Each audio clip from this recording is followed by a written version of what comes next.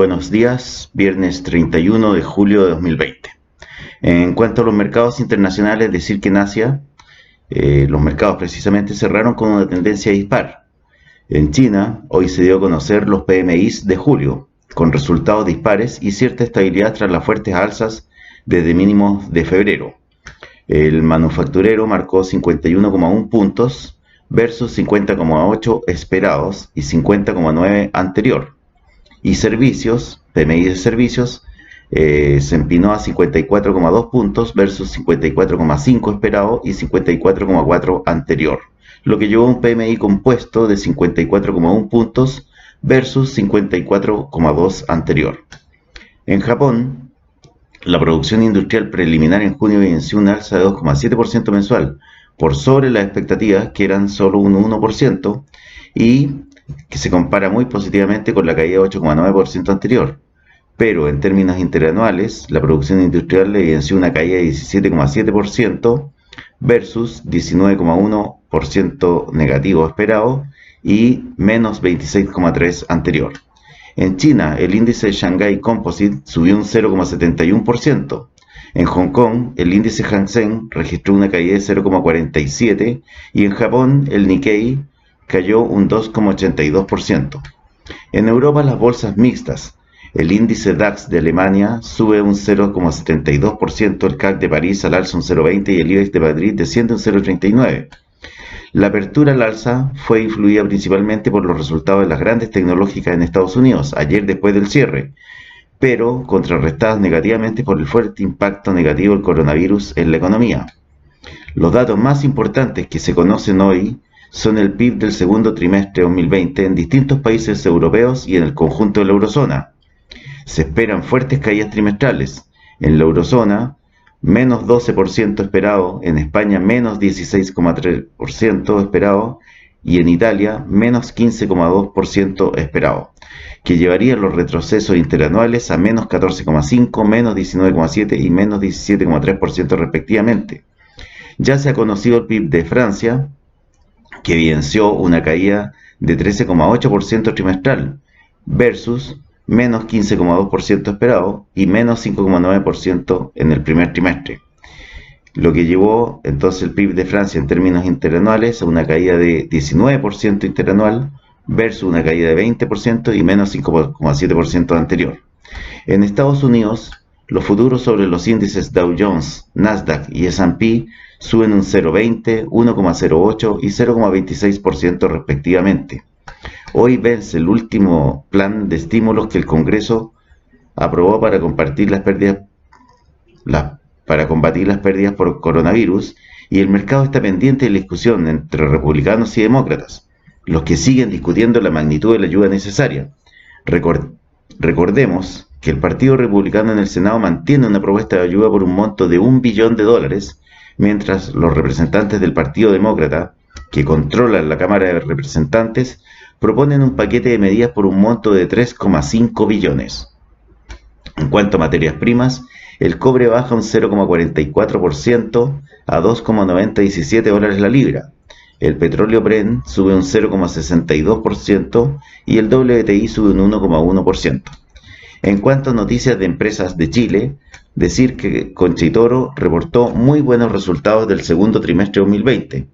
Dado lo anterior, en Estudio Renta 4 hemos subido el precio objetivo en 12 meses a 1.625 pesos por acción. Antes lo teníamos en 1.450. Reiteramos nuestra recomendación comprar. Recordar que Concha y Toro nos la tenemos incluida dentro de nuestra cartera recomendada de cartera moderada ampliada.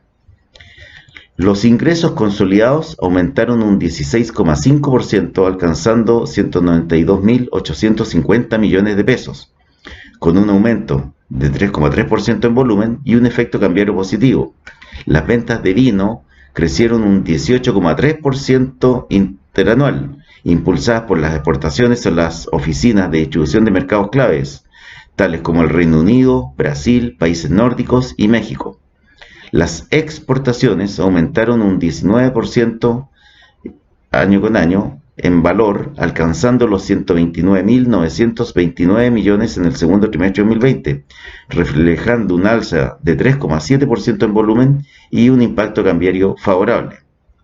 En el mercado chileno, las ventas de vino llegaron a 21.520 millones de pesos, es decir, un alza de 6,8% interanual, producto de un alza de 3,8% en volumen y de 2,7% en el precio promedio, lo anterior debido a un mejor mix de productos.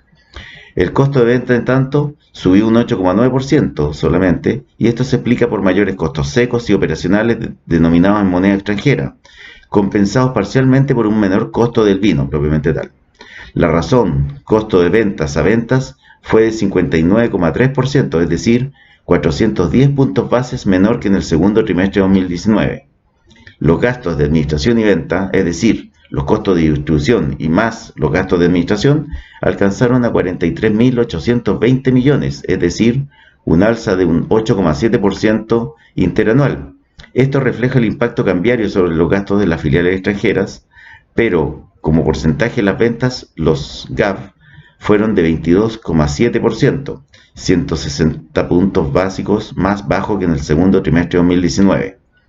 La utilidad operacional escaló a 33.759 millones, subiendo un 70,6% respecto a los 19.787 millones en el segundo trimestre de 2019. El EBITDA, que es el resultado operacional más depreciación y amortización, subió a 41.278 millones en el segundo trimestre de 2020, es decir, un 56,1% mayor a lo registrado en el segundo trimestre de 2019, y el margen EBITDA del segundo trimestre de 2020 fue de 21,4%, es decir, 540 puntos base superior al margen EBITDA del segundo trimestre de 2019. La utilidad de los controladores fue de 21.198 millones de pesos, es decir, un 51,6% superior a igual trimestre del año anterior, y el margen neto fue de un 11% con un alza de 250 puntos base. La utilidad por acción, por lo tanto, el segundo trimestre alcanzó los 28,38 pesos por acción, que se compara con los 18,72 pesos por acción registrados en el segundo trimestre 2019. En resumen, muy buenos resultados de Conchitoro en el segundo trimestre, y eso fue lo que nos llevó a subir nuestro precio objetivo de 1.450 pesos por acción a 1.625 pesos por acción en un periodo de 12 meses. También decir, en cuanto a noticias de economía en Chile, hoy el Instituto Nacional de Estadística reportó que el índice de actividad del comercio a precios constantes disminuyó un 15,9% interanual en junio de 2020. Acumulando un descenso de 11,5% en los primeros 6 meses del año, y este resultado se explicó por la caída observada en las 3 divisiones que componen este índice. Es decir, el primer componente es comercio al por menor, excepto el de vehículos automotores y motocicleta, fue la que más impactó en la baja interanual, con una reducción del 18,1%. Por su parte, comercio al por mayor y al por menor y reparación de vehículos automotores y motocicletas se contrajo un 40,2% en 12 meses, y en tanto comercio al por mayor, pero exceptuando vehículos automotores y motocicletas, anotó una disminución interanual de 6,9%.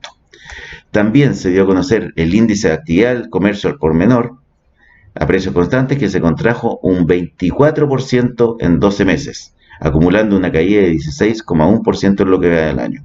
Y finalmente, el índice de ventas de supermercados, que presentó una caída de 7,4% en 12 meses, acumulando una variación de 0,0% y solamente negativa al segundo decimal, es decir, 0,01 negativo,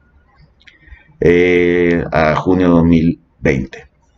La serie desestacionalizada y corregida de efecto calendario registró una contracción de 2,1 respecto al mes anterior y una baja interanual de 4,7%. Eso en cuanto a índice de supermercado. Muy buenos días, gracias.